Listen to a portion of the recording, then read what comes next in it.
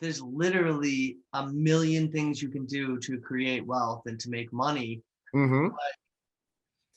You just got to find the deal. Like once finding the deal is the tough part. Your exit, then you have a million different exit strategies you can go. Yep. Like once you find the deal, the money's there. You just have to figure out which avenue do you want to go. What's going on, guys? Welcome to the Creating Wealth Podcast, where I, Kyle, from Curtin Real Estate, interview local top dogs in the real estate investing, wealth building, and personal finance industries. Let's build together. Hey guys, this week's guest on the podcast is an absolutely phenomenal investment-focused agent with Cameron Real Estate and an awesome investor as well.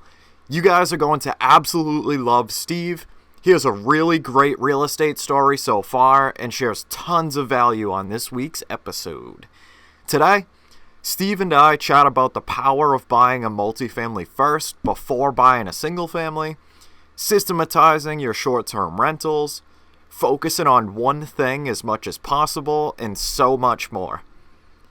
We get into the weeds of a bunch of smaller topics as well, and I can't wait for you guys to listen. I know I ask often, but would you guys mind please leaving a rating and a review down below? I always love hearing your guys' thoughts on how I can make the podcast better. It means a lot to me. Thank you so much. Let's jump right into the episode. What's up, guys? Welcome to episode 101 of the Creating Wealth Podcast. Today, we have the great pleasure of chatting with Mr. Stephen Kenny, a marvelous local investor and awesome real estate agent with Cameron Real Estate. What's going on, Steve? How are you, my friend? Super excited to have you on here. What's going on, Kyle? Thank you. Thank you for having me. I'm honored, man. This is episode 101. That's crazy. Thank you so much, man. I was hyped after. I'm super psyched. Yeah, man. I was You're super hyped to have right you now. on here. That's great. Definitely. So to kind of jump. I know. Oh, sorry. Yeah. No, oh, sorry. Sorry about that, man. I get a little excited, but yeah. Dude, me too. I think we both do. Exactly. So let's jump right in, man. Tell us about kind of your superhero backstory, if you will. How you kind of grew up, like how you got into real estate. Like, tell us the whole shebang. So I'm from Stoneham, Massachusetts. Lived here most of my life. When I was in my 20s, early 20s, I moved out to California. Lived out there for 3 years in Southern California. And how I really got into real estate was, so my buddy back home, he had his real estate license for years and he didn't really do much of it with it. And he was doing rentals and things like that in the city. His first sale, my buddy Ian Karate, his first sale, he sold like a $3 million building or a $3.5 million building in the North End, and he double-ended it, and he made like this huge 6-figure payout. So he called me one day, and he's like, you got to hear this. Like, I just sold this building. This is so easy. Like, we should just do this every time. Like, on his first sale, he's like, you got to come back to Boston. I'm starting out brokerage. Get your real estate license. Come work for me. And I was like, oh my God, over $100K on a deal. Like, that sounds amazing. I'll be there. And like, I drove home like a couple weeks later and got my license right away. Damn, that's insane, man. Holy crap. Yeah, it was crazy. Like, literally his first sale.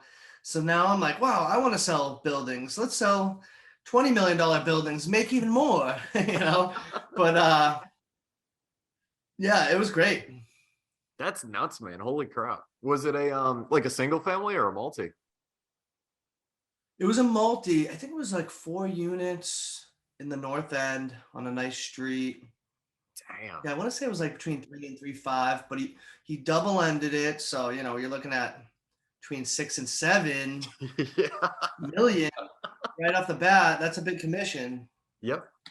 That's insane. So yeah.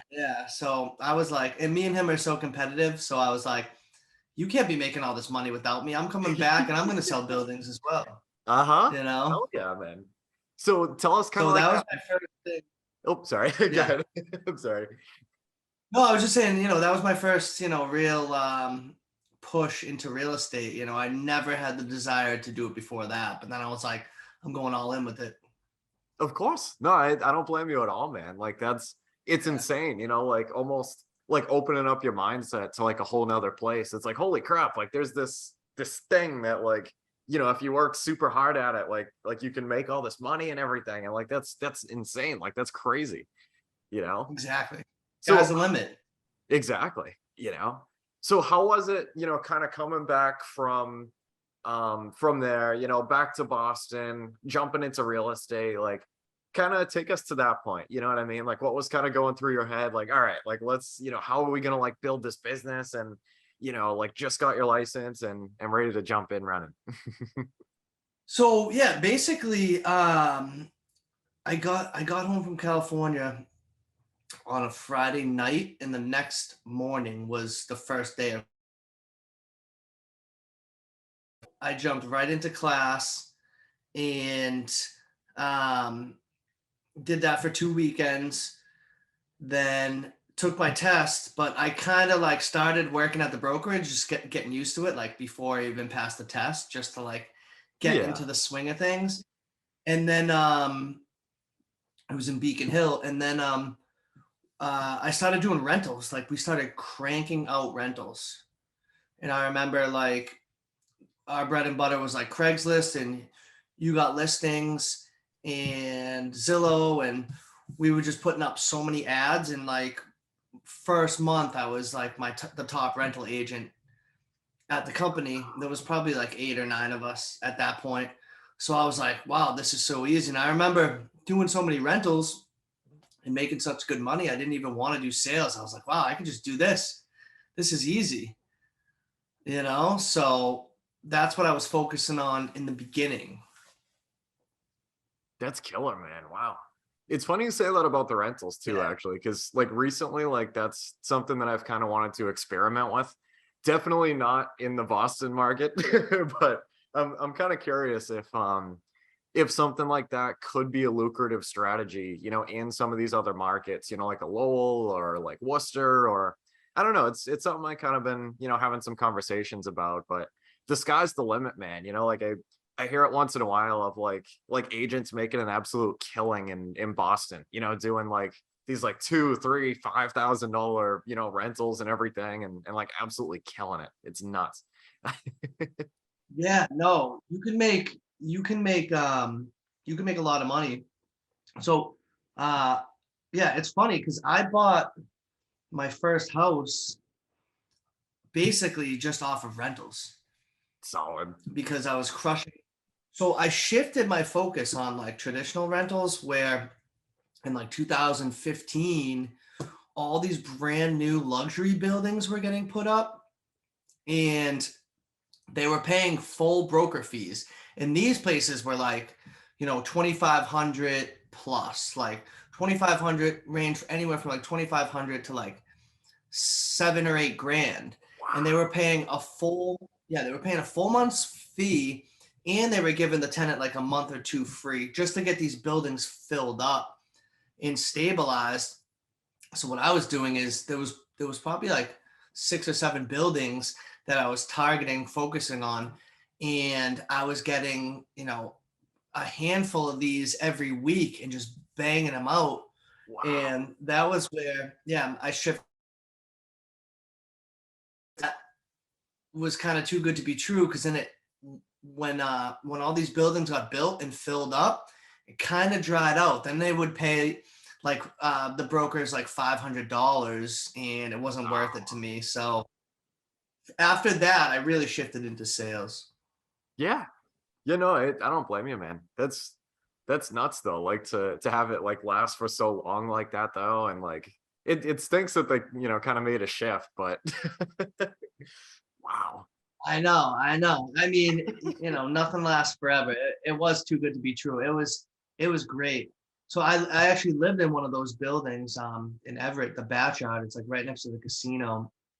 And I was doing so many rentals. Like I would wake up, go downstairs, tour it. They'd sign because it was like super sick spot, like lofts, and that would be a day's work. I get a $3,000 broker fee. Wow. So there's a lot of avenues you can make money in real estate. Like, and that's just rentals. That's nothing. Totally. Yeah. So to kind of transition, man, buying your first property, did you go like right into like house hacking and stuff, or kind of jump into a single family and kind of explore the investment side like later on? Like what kind of like went from that? So my first house, two family. I bought a two family in Woburn because one of my mentors at the time was like, always buy a multifamily first. Always buy a multifamily first. If you can get most of, if not all of your mortgage paid for, and then you can always get a single family later. But the thing with multi is it's like if you lose your job, get fired, whatever, low on cash, at least you're getting the rental income. So he's like, that's always a good idea. So, I mean, it was the best move I ever made. I'm so glad I did it.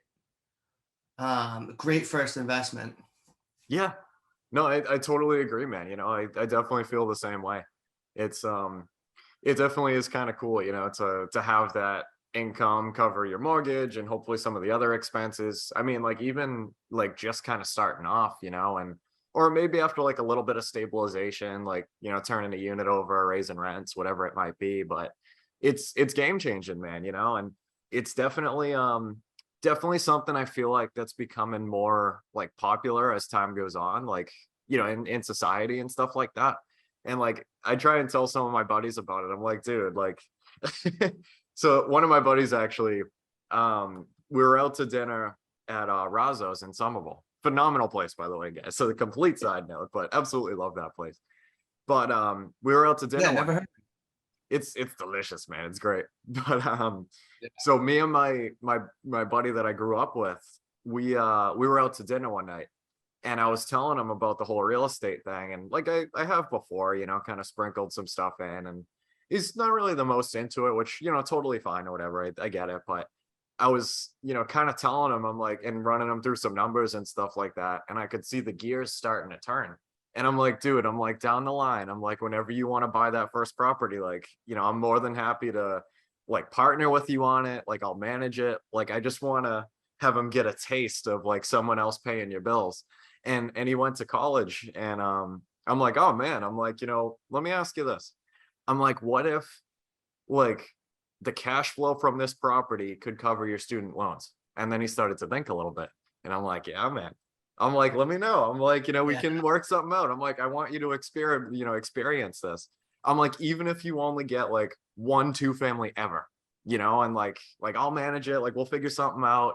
And but yeah, no, I totally agree with you, man. Like it's absolutely game changing. And like, to be honest with you, like I don't know, like I never really envisioned like buying a single family right off the bat, or like the only reason I bought a multi was, to use it as a tool, you know what I mean? To get to the next one and the next one and the next one. And I mean, Exactly.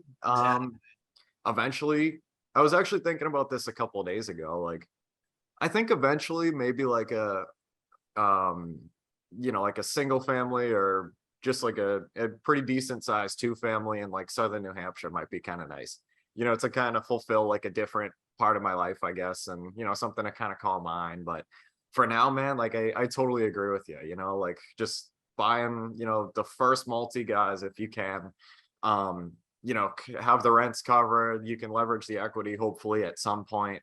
And yeah, it can be an absolute game changer, and if you can kind of delay the Yeah. gratification a little, like it can go a long way. Yeah.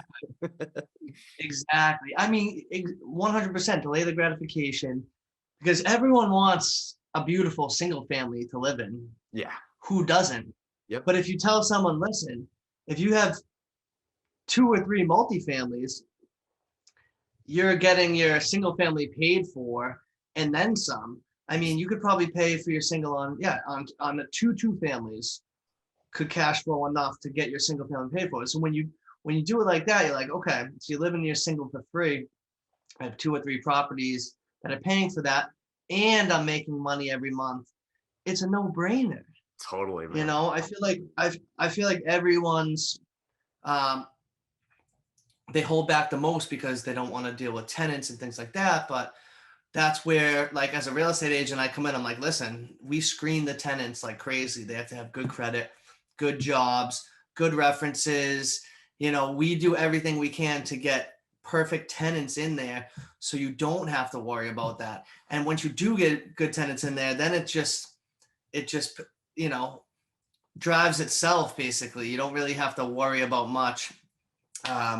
But it's interesting, like you mentioned it, your friend, like he's not really into that whole real estate thing, because I mean most people don't know, like until I got my real estate license and had a real estate mentor, I didn't know like that multifamilies would be such a game changer, and like buy them and get cash flow and live for free, make money every month for going to sleep.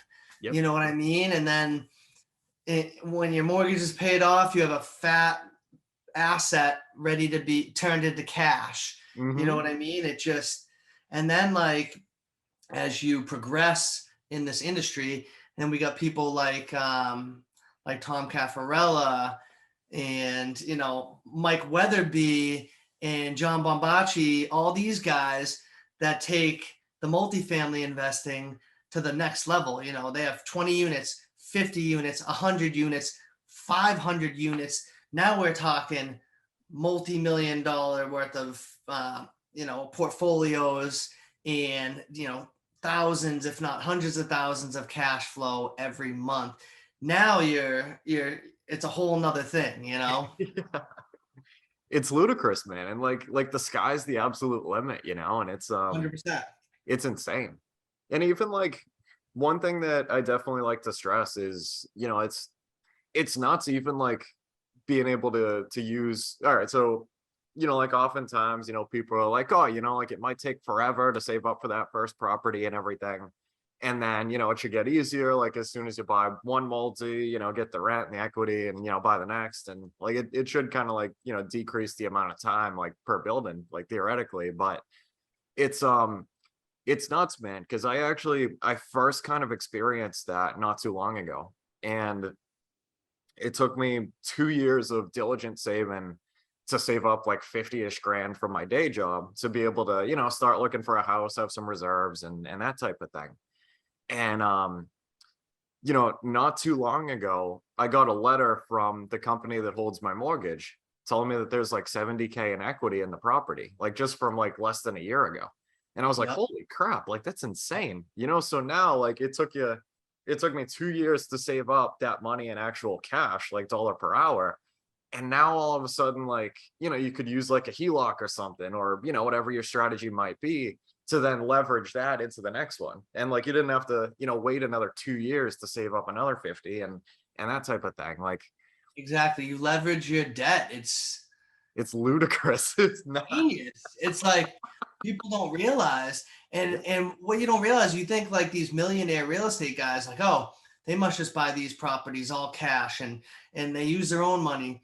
It's like literally just the opposite. They leverage all their properties. They take on huge debt to buy bigger properties so they can take up debt there, and they just keep rolling it over and rolling it over. And eventually, you know, you have millions and millions of worth of real estate, and then you have options like, you know, it's like Grant Cardone method and all that, like all these big players, they know how to leverage debt. It's funny because it's like everyone basically shits on Dave Ramsey because he's like the no debt guy, and everyone's like, that's the most ridiculous thing I've ever heard, because it is. It's like, how you gonna, who wants to pay off their whole mortgage? Then you're just sitting on a house full of equity that it's just sitting there like money in a savings account doing nothing for you.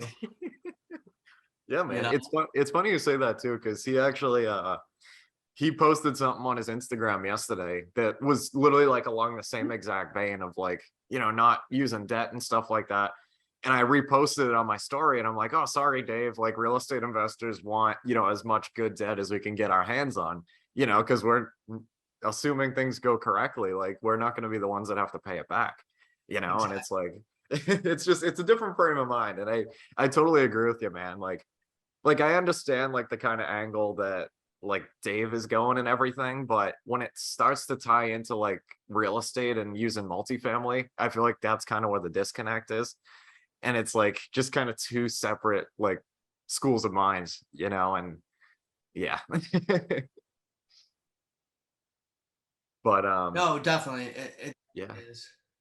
Yeah, no, Yeah. totally. Yeah, it's so funny now. It's so easy to if you don't have like a mentor, but it's so easy to just follow all these people online, YouTube and Instagram, and kind of get a really good feel of which way you want to go with, real estate investing, anything wealth. Yep. It's kind of all at our fingertips now. It's this turn to put all this stuff into action because there's so many good resources right online, right on your phone, right on your computer that you can learn so much for if you just take action with what they're teaching you. Yeah, it's really is a beautiful thing, man. Like in today's day and age, like just having all those resources, like, right there, and like that's the beauty of it, guys, is like, like if you're, looking for like that first two family or, whatever it might be, and like, oh, you're not sure about like, I don't know, like insurance or leases, like literally like you could go onto Biggerpockets and like search for articles, on like, and kind of learn about that type of Absolutely. stuff, or, find like an attorney and an insurance guy in your market and be It's like, hey definitely man, like, and like all the resources are here, and it really is, it's incredible, you know what I mean? And it's like even like for all levels, man, like if you're just looking for that first building or you're looking for like your 100-unit building, and like structuring like big syndication deals and everything, like the resources are out there and the people are out there, and like, most of the time like everybody wants to help each other and watch each other succeed, and like I haven't really found anything else that has a community like the real estate investing community, and it's beautiful. It is. oh, it is. It's very beautiful. Yeah, actually, it's funny you mentioned Bigger Pockets because Bigger Pockets is like my biggest inspiration. Like David Green is an absolute real estate investing genius. There's Mhm. no doubt in my mind David Green will be a billionaire off of real estate. Everything that guy says, I listen to very deeply. He's very, very smart. He just has it. He has it down, and I love Brandon Turner as well. Like the whole Bigger Pockets community is just incredible. Anything you'd want to find is there. And there's kind of how I got introduced to short-term rentals as well, which is a whole nother strategy. But Yeah. I learned a ton from them. Yeah, no, I totally agree, man. I'm just bringing up the one of the things closed on there real quick.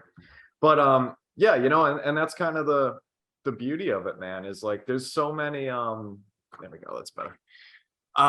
There's so many different avenues, like you mentioned earlier, and like it's so good, and it's also maybe like a little annoying sometimes because like there's so many different options that you can go that like Yeah. and like the best part is like all of them work, like if you put enough work Yeah. into like each one of them, like you can absolutely kick butt in all of them. So Oh, I agree 100%. And that's kind of where I'm at like a difficult road right now because there's so many like I've been listening to Pace Morby and like creative financing and sub two and seller finance, and I'm like, all right, do I want to focus on that and get off market deals that way, or just traditionally find multifamilies like I have been, or you know what I mean? Like it's kind of you kind of just have to buckle down sometimes and just focus on one thing. yep. until you see it work, and don't spread yourself too thin, because that's kind of my problem. Sometimes I'll hear of a good idea of some real estate person, like, oh, this is what I do. And I'm like, wow, that sounds great. And it kind of like sidetracks me a little bit. Yeah. No, I totally agree, man. That's definitely a struggle of mine as well. Is like just kind of spreading yourself too thin and, kind of like, yeah, I mean, spreading yourself too thin, but if you have like way too many things going on, or like you see like way too many things that, you want to get into and everything, it's tough to like just kind of stay like grounded into like one or two of them when like, there's all this like cool stuff going on and everything. And you're like, oh, I kind of want to try that out, like taste that, like see if, maybe that's what's for me. And it's hard to like just buckle down, like you said, just to one, but also have an open mind towards everything else, and kind of find like that balance in there somewhere, so like you can still have an impact on the things that actually mean the most, Yeah, exactly. 100%. Yeah, it definitely can be tough, man. I definitely agree. Yeah, it's like there's almost like too much out there. Yeah. Yep. Yeah. But it's not a bad thing. But if you can just kind of focus, listen to everything, keep it in the back of your mind, maybe one day pull it out. But I'm more of like super ADD, so I need to like focus on one thing, or I'll just get lost. Yep. Yeah, and I mean the cool thing is too, man, is like at the end of the day, like we can have assets and like each of these different strategies. It's just that like maybe now might be the right time for one of them, or might not be the right time for one of them. Like, nothing says down the road, when you have like a bunch of equity or whatever it is, that like, oh, like there'll be a flip down the road, like want to try that, or like a short-term rental down the road, want to try that. And it's like just kind of like building that one bridge and kind of getting that like up and running and working.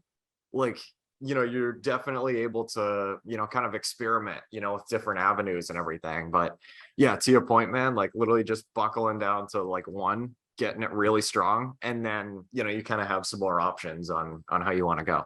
Yeah. I mean, well, that's the beauty of real estate too. Like there's literally a million things you can do to create wealth and to make money. Mm-hmm.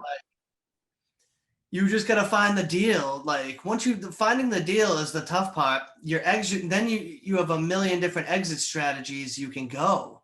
Yep. Like once you find the deal, the money's there. You just have to figure out which avenue do you want to go. Do you want to wholesale it? Do you want to wholesale it? Do you want to buy and hold? Like anything, you know what I mean? Like bring partners in, this, that. You can do. It's just endless. That's why real estate's just an amazing avenue. Yeah. Yeah, no, totally, man. So Steve, I do have a question for you. So what's kind of your drive and your vision for the long term? So my drive and vision is right now. So I bought a short-term rental back in January of 21. And it's been doing so well this past year, where I want to put multifamilies on the back burner for now and focus my time on short-term rentals. Solid, man. Is it around here or is it in like another part of the country? Yeah, it's up in Conway, New Hampshire. Nice. Yeah, we pretty much stole this place, and we put some money into it, made it perfect, and then put it up actually last October. And it's been a great experience. I've been managing it myself, and it's so much easier than I thought it would be. So I'm like, I could handle like 4 or 5 of these. So that's really what we want to focus on now, because we love the short-term rentals, because we go up there, at least once a month, sometimes twice, and free vacation house. But when we're not there, we rent it out, make great cash flow, and I just do everything from my phone. Like it's just boom, talk to people, and it's easy. That's beautiful. Yeah. How when you bought that one, like did you have to kind of like stabilize it at all? Like, like yeah, like do any repairs or anything? Yeah. So it's not like multifamily where Like you got to find tenants and get the rent roll up and everything. But yeah, it was in pretty rough shape, which is what, good for an investor if you're willing Yes. to put in the time and money. But yeah, we made it. We basically gutted it and made it brand new, everything. And then we fully stocked the kitchen, fully stocked the bathrooms, everything. And the reason why we bought this, though, we did get it for a good deal, but it's right on the Saco River up in Conway. So it's got 100 feet of waterfront, which is, you don't see a lot of waterfront for that price. So we were like, oh, we got to get this place. And I had the vision for it, like, oh, people would love to rent this. If it's all done, we did like exposed beams and all that. So, Nice. it's like a farmhouse. Yeah, it's great. So it's been perfect. That's cool, man. Yeah. And like, how was it, kind of getting the systems up and running and like, that, I don't know too much about STRs, but like just kind of systematizing things like as much as you can, like, yeah. It's way easier than I thought. Literally, I watched some YouTube videos. I read one book from Biggerpockets that I found, and I kind of just dove right into it. And once you learn the Airbnb platform, it's super, super easy. It's user friendly. So I just use everything skills I had as a realtor, marketing wise, like took phenomenal pictures and things like that. And I know about like SEO and all that stuff to get it at the top of the rankings. So it moved very quickly, and we started getting bookings right away. So I was like, wow, this is much easier than I thought. And it's been a great investment so far. That's beautiful, man. How was it kind of like, like season by season? Like, I wouldn't even know where to start, like trying to like, run numbers on like a short-term rental. Like, is there kind of a fluctuation between like the different seasons and like how like the rentability of it and like kind of the demand and stuff like that? Yeah, so it definitely can be depending on where you have it. So ours is up in Conway, which is like right outside the White Mountains. It might be in the White Mountains, but so we figured, because like Conway is a very popular place of New Hampshire because it's basically all four seasons. In the summer, you get the river, so people float and kayak, canoe the river. Um, and then in the winter, you have like Cranmore, which is in North Conway, Attitash Mountain, Wildcat, like all these mountains that you can ski and snowboard, and there's a bunch other like within like 45 minutes. So in the winter, it's popular too. In the fall, you get the leaf changes and leaf peepers and everything. And so you really want to pick a market that is as full for season as possible, you know. But there's different strategies, like people that get short-term rentals in the city.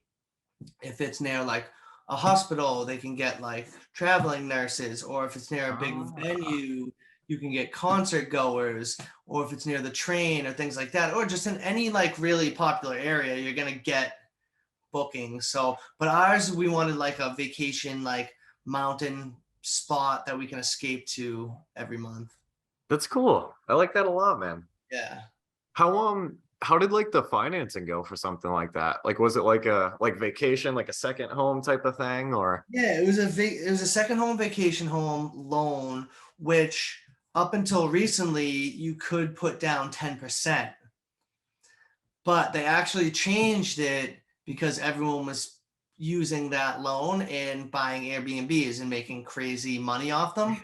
So they made it, I think it's like a higher percentage, and you have to put at least 20% down.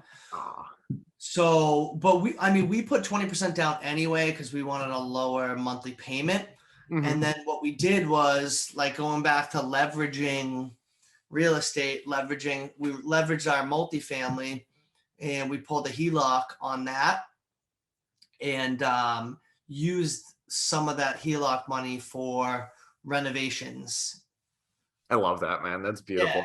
and that's the beauty of it. Like, and once rates drop again, we'll either cash out refi or pull another HELOC on our short-term rental and then dump it into another short-term rental. Nice. I love it, man. Like that's like, tying back to what we were talking about earlier. Like it's incredible, to be able to like do stuff like that and like just keep rolling everything forward and like, yeah, it's nice. Exactly. Yeah, it's the way you can do it with real estate. It's like a hidden gem that like the wealthy know about and everyone wants to do. It's like Mm-hmm. it's a foolproof. It's like, over time, no matter what, real estate dips and goes down a little bit, but overall it goes up. Yep. Like no matter what. Yeah. So it's like if you're holding on to these properties, even if you pay too much, if you're holding on for the long run, you're gonna make some money. Totally. Yeah, that's one thing in addition, that I really love about this game, man, is like it's a very forgiving asset class. So like even if, like you said, like maybe, like you don't buy right or whatever that means to each person, like for their criteria or whatever. Or like you get kicked around a little bit with like capex stuff or like just events that come up. Like if you have it for the long term, like everything's probably going to be okay in the end, and you're probably still going to do pretty well. Exactly. Yeah, it's wow. No, it's great. It really is. Like I'm like addicted to everything real estate now too. Like it's like my broker, Tom Caffarella, he's great and he talks real estate all day. So you can text him, call him whenever, send deals his way. Like he's always willing to talk real estate. So that's really motivating for me. He puts on events as well. And it's just when it's all around you, you're engulfed in it and you just learn so much. Totally, man. 100%. Yeah. So Steve, how do you define wealth? Wealth to me is being able to do whatever you want to do at any time and not have to worry about finances. Yeah. So, and that's why like wealth to me is passive income.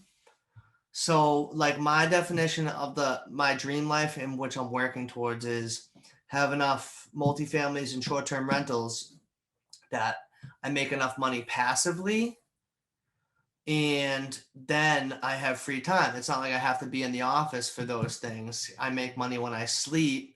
I get a check every month or every stay, which to me is amazing. And then, so if I want all my income to be passively, like I have this number in mind. If I can net $250,000 a year, strictly passively, then, that's my first goal right there is to hit that number. And I wouldn't have too many worries after that.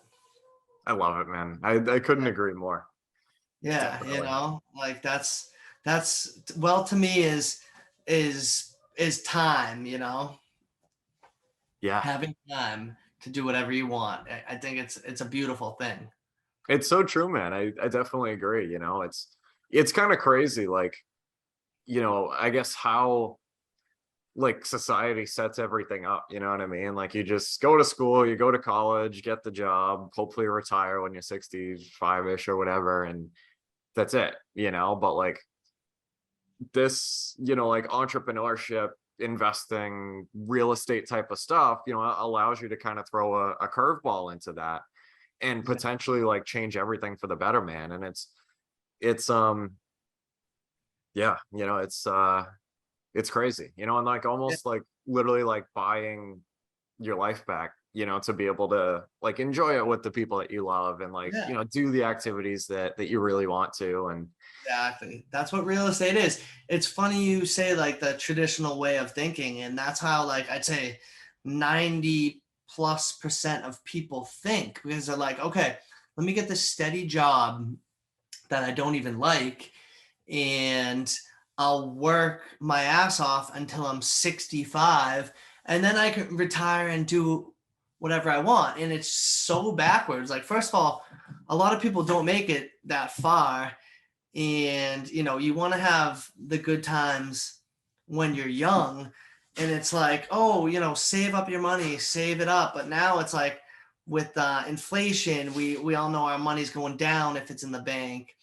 You know what I mean? So it's like with real estate, it's like the opposite. If you set it up passively, you can free yourself up some time while you're younger and do the things you want to do. Because it's funny, like I had a few retirement accounts,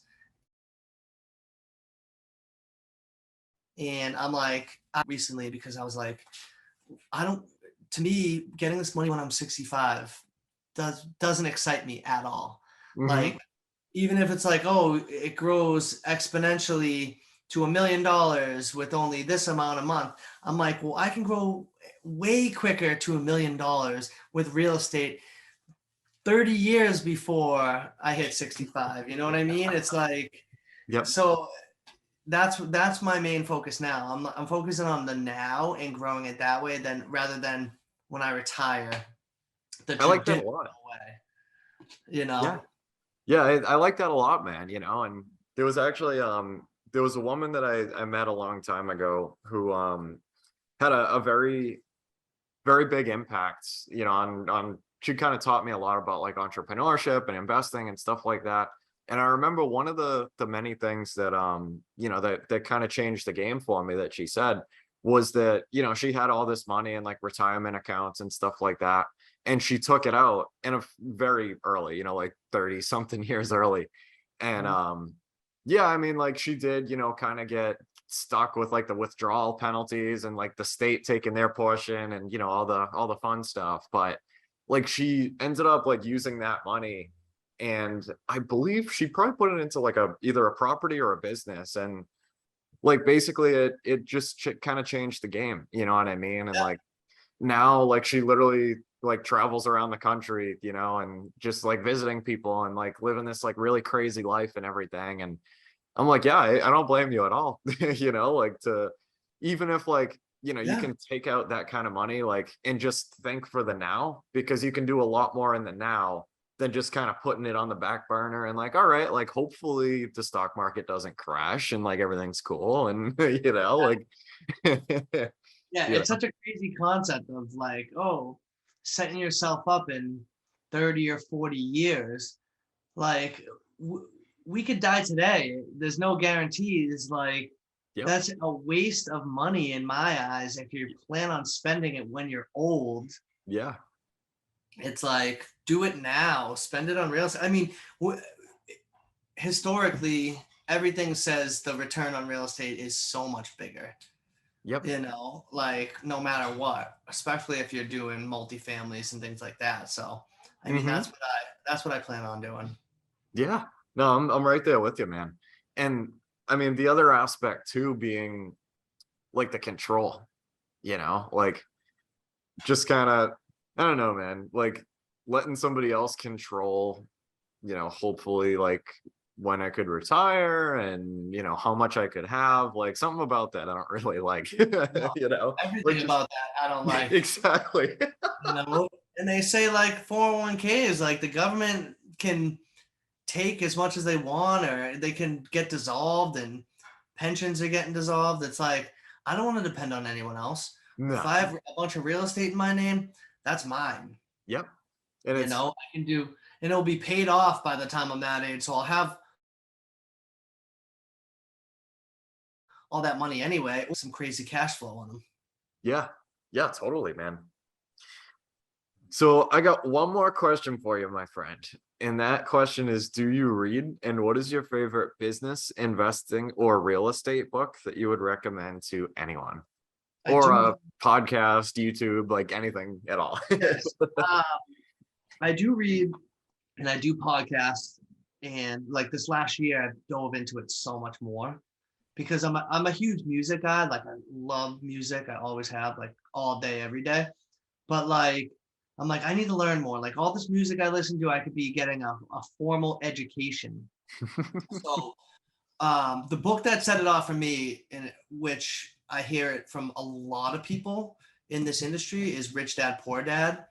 And that book literally is a life changer. Everyone says it, but they say it for a reason, because it just changes your mindset in a very understandable way on how to invest in assets and not liabilities, aka invest in multifamilies and not single families. So that was a game changer for me. And from there, I read a lot of books that Biggerpockets, because like I said earlier, Biggerpockets, my favorite podcast by far. It's Mm-hmm. unbelievable. I learned so much from them. And I actually just started reading David Green's book, his Burr book. Ooh, I haven't read that one. Do you know the Burr method? I do. I just haven't read his book. Yeah. Well, yeah, he wrote, I guess he coined the term and he wrote the book on it. So I'm reading that now. I'm also reading another book about, it's called Flip by Nick Ruiz. And it's all about flipping and stuff like that, wholesaling, which is good. So yeah, I like to learn. That's solid. Yeah, I absolutely love the Biggerpockets books, man. I definitely bought quite a few of those and love those dearly. I'm reading the Multifamily Millionaire, like the volume 2. Yeah. Um, I started volume 1. I gotta get back into it. It's on my desk in my office. So it's like one of those books I pick up, read a couple pages, but I need to dive back into it because so far it's been oh, fantastic. totally. Mm-hmm. Yeah. Yeah, those books are really good, man. Even David Green's book Sold for Agents. I don't know if you've read that one, but that's another really good one. A lot of like really cool tips in there. Yeah. Trying to think of the other ones. The Raising Private Capital book, I forget who wrote that one. The Biggerpockets one. That one's a wicked good one too. Yeah. Um, Anything on Biggerpockets, you can't go wrong. yeah, exactly. I'm gonna look at my book stash now. Yeah. Um, Rich Dad's Cash Flow Quadrant. That one was great too. That's like the second one to Rich Dad Poor Dad. That one's phenomenal. I bought that one a while back and I haven't read it yet. That one's on my list of books to pick up eventually. Yeah, it just dives deeper into like the whole process. It's good. It's really good. I love it. That's great, Yeah. man. Yeah. Steve, thank you so much for coming on here, man. That was absolutely killer. Where Wow. where Thank on you for social having me. Oh, thank you so much, man. You're We're the man. on Episode 101. I'm honored, bro. it means a lot, man. It does. Hell We're yeah. on we're on like social media and stuff. Can you be found, man? Like anything at all, like I'll put it all below. Yeah. So I have so Instagram's like my main thing at Stephen Kenny. And I also have a separate real estate page at Stephen Kenny Real Estate, Stephen with the V, Kenny. So Instagram's my main thing. I also have a YouTube channel, Stephen Kenny. So try to keep it all the same. But that's about it. Yeah. Like, and as far as like my real estate agent, you can find me on Google, you can find me on Zillow, all under my name. So I'm pretty much everywhere I need to be. I'm not on TikTok though. I refuse to get into the TikTok world, So anything on there is not me. I love it, man. TikTok's Yeah. really interesting because it's like I've put up like videos and stuff on there, and like I was putting like the highlight clips from like the podcasts on there, and like I want to do it more and stuff, but I don't know. I deleted it for a while and then I got back into it, and I don't know. I don't know about TikTok, man. Still I trying to know. figure it out. Everyone's all iffy about it. I mean, they tell you like to be on all social media, but I don't know. They all distract me so much. I'm like, I can't use another distraction. Yeah. You know That's how how I it is. was with that's how I was with TikTok, man. Like my buddy sends me like a ton of them all the time, like just like stupid stuff, you know what I mean? And Well, that's what it is. Yeah.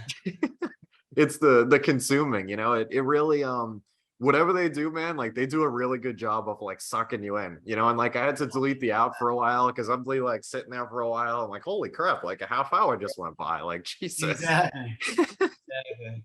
Hey, it can be used for good if you're learning from it, but a lot of the time it's just like random videos that draw you in and you want to send it to everyone. It's just like, oh man, get me off. Uh-huh. Yeah. But yeah, man, thank you so much again, Steve. That Yeah, was thank you, that Kyle. was Thank you for amazing. having me. This is great, man. Great talk as always.